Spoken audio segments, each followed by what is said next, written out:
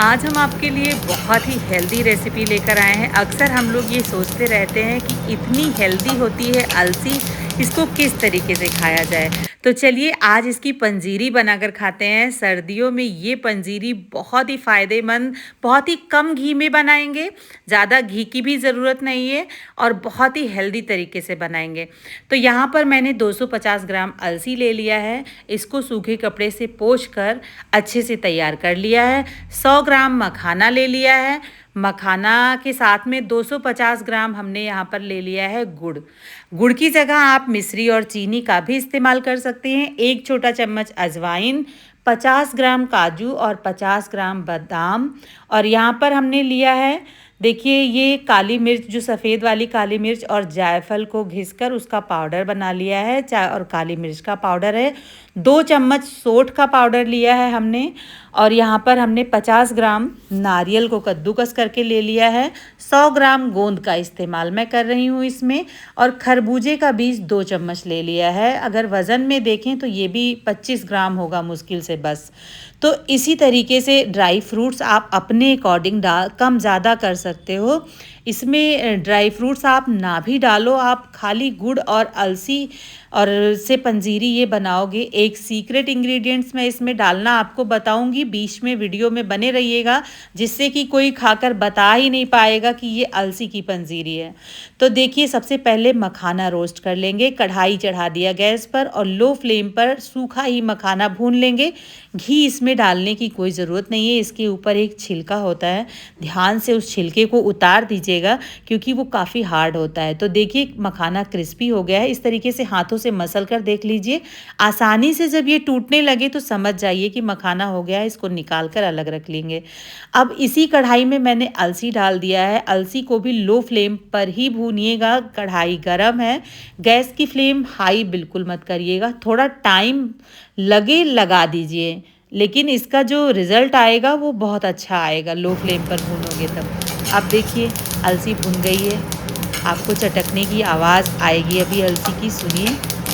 देखिए फ्रेंड्स, अलसी इस तरीके से जब चटकने लगे तब आपको क्या करना है, बहुत अच्छी सी खुशबू आने लगे तो गैस की फ्लेम ऑफ कर दीजिए। इसको जो है किसी और बर्तन में निकाल कर रख लीजिए। अब इधर हमने वापस से यही कढ़ाई ले लिया है। इसमें 1 चम्मच भर के जमा हुआ है, तो 1 चम्मच मैं निकाल रही हूँ, लेकिन ये 2 चम्मच घी है। 2 ही चम्मच घी में पूरी पंजीरी में बनाकर आपको दिखा दूंगी आज। देखिए अब आधा गोंद इसमें डालेंगे और लो फ्लेम पर गोंद को धीमी धीमी आंच पर आप फ्राई कर लीजिए, चलाते हुए कंटिन्यू। गोंद अच्छे से जब फूल जाए तब तक आप जो है इसको मिक्स चलाते रहिए। कम घी में भी गोंद फ्राई हो जाता है फ्रेंड्स। ऐसा नहीं है कि हर चीज़ में आप सोचते होंगे, वीडियो देख लेते होंगे, आप सोचते होंगे कि इतना ज़्यादा घी लगा है इसमें और इतने सारे ड्राई फ्रूट्स हैं तो ये हम कैसे बनाएं। तो ऐसा कुछ नहीं है, आप बिना ड्राई फ्रूट्स के कम घी में भी ये बना सकते हो। ज़रूरी नहीं है कि मैंने ज़्यादा घी डाला है तो आप भी ज़्यादा घी डालो। देखिए मैंने भी कम घी डाला है, मैं 2 चम्मच घी में आपको पंजीरी बनाकर दिखा सकती हूँ। लेकिन पंजीरी है तो पंजीरी हेल्दी होनी चाहिए। आप थोड़ा ज़्यादा घी में अगर मतलब आप बना सकते हैं तो आप आधा कप घी में पंजीरी ये बनाइए, बहुत ही स्वादिष्ट लगेगी खाने में। अगर नहीं है तो कम घी में बना लीजिए। देखिए इस तरीके से सारा हमने भून कर निकाल लिया है। बाकी का जो बचा हुआ घी है उसी में मैं ड्राई फ्रूट्स भून लूँगी, आप देखिएगा। और इसी में मैं आधा कप बेसन भी भून लूँगी। आप देखिए किस तरीके से कम घी में मैं पंजीरी बना रही हूँ। 2 चम्मच घी में मैं इतना सेहतमंद पंजीरी बनाकर तैयार करूँगी। तो सारे ड्राई फ्रूट्स, पहले बादाम और काजू डाल दिया था, उसके बाद में खरबूजे का बीज डाल दिया। अब इन सारे ड्राई फ्रूट्स को जो है किनारे कर लीजिए और हल्का सा घी आपको दिखेगा, इसी में आप अजवाइन चटका लीजिए। कढ़ाई गरम है, अजवाइन आराम से चटक जाएगी। अब सोच रहे होंगे आप कि पहले घी में अजवाइन का तड़का क्यों नहीं लगाया, तो इसमें तड़का नहीं लगाना है। अगर आप तड़का पहले घी में अजवाइन डाल दोगे तो उसमें अजवाइन आपकी जल जाएगी, जिसका टेस्ट अच्छा नहीं आएगा पंजीरी में। तो अजवाइन की एक खुशबू होती है, वो आनी चाहिए पंजीरी में, तभी खाने में पंजीरी अच्छी लगती है। अब देखिए यहाँ पर मैंने आधा कप बेसन लिया था, चम्मच से अगर आप नापोगे तो 4 चम्मच बेसन बड़े चम्मच से है। इसको मैंने ड्राई फ्रूट्स जब भुन गए हैं तो इसी में डाल दिया है।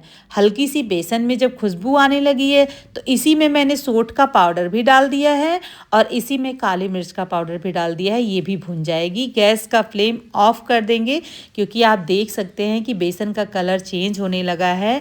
अब इसको ठंडा करने के लिए साइड में रख देंगे, लेकिन बीच बीच में चलाते रहिएगा। कढ़ाई अभी गर्म है। अब इधर एक पैन ले लिया है, गैस पे रख दिया है और 2 चम्मच इसमें पानी डाल देंगे। 2 ही चम्मच पानी डालिएगा, ज़्यादा पानी की ज़रूरत नहीं है आपको, क्योंकि आपकी जो ये गुड़ को हम पिघलाएंगे ये बहुत ज़्यादा पतला नहीं होना चाहिए, क्योंकि हम लड्डू नहीं बना रहे हैं, हम पंजीरी बना रहे हैं। लड्डू भी इसी रेसिपी से बन जाएगा फ्रेंड्स। अगर आप पंजीरी नहीं बनाना चाहते हो तो मैं आगे आपको बताऊंगी कि उस स्टेज पर आप लड्डू बना बना के रख लीजिए। अब अच्छे से ये गुड़ पिघल गया है तो इसको हमने छोड़ दिया है। देखिए इधर अलसी और मखाना को मैंने पीस लिया है। अब इसी मिक्सी में डालकर गोंद को भी क्रश कर लूँगी साथ में ही। तो सारी चीज़ें क्रश हो गई हैं। अब इसको बेसन में मिक्स करके अच्छे से आप हाथों से मिक्स कर लीजिए। इसको ठंडा है, ये जलने का कोई डर नहीं है इस टाइम पर। तो इसको हाथों से आप मिक्स करके तैयार कर लीजिए इस तरीके से। देखिए जिससे कि जो गोंद, घी और अलसी, बेसन, सारे ड्राई फ्रूट्स एक जैसे मिल जाएं। उसके बाद में जब ये मिल जाए तो इसके ऊपर हम फटाफट से अपना गर्मा गर्म जो गुड़ की हमने तैयार करे हैं पिघला के चाशनी, इसको डाल देंगे। और डालने चाशनी नहीं बनाना है आपको, उतना ही पिघलाना है। हम लोग बोल देते हैं चाशनी, उतना ही पिघलाइए जब तक आपका गुड़ पिघल जाता है।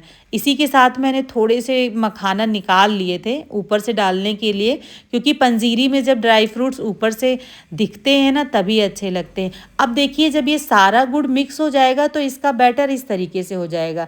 इस स्टेज, यही वो स्टेज है जब आप चाहो तो इसके छोटे छोटे लड्डू फटाफट से बना करके रख लो जब तक ये ठंडा ना हो। तो देखिए बड़ा आसान है, लड्डू भी बहुत आसानी से बन जाता है। देखिए इस तरीके से। लेकिन हम आज पंजीरी बना रहे हैं तो उसके लिए आप इस बैटर को ऐसे ही छोड़ दीजिए। जब ये ठंडा हो जाए तो इसको हाथों से अच्छे से जो है मसल दीजिए। अब ये ठंडा हो गया है, हाथों से अच्छे से इसको मसल दीजिए। करछी से नहीं मसलते बनेगा, और दोनों हाथों से रगड़कर, जिससे कि गुड़ और की जो चाशनी है सारी चीज़ें आपस में अच्छे से मिक्स हो जाएं। और ये लीजिए इतनी कम घी में इतनी हेल्दी और टेस्टी पंजीरी बन करके तैयार हो गई है।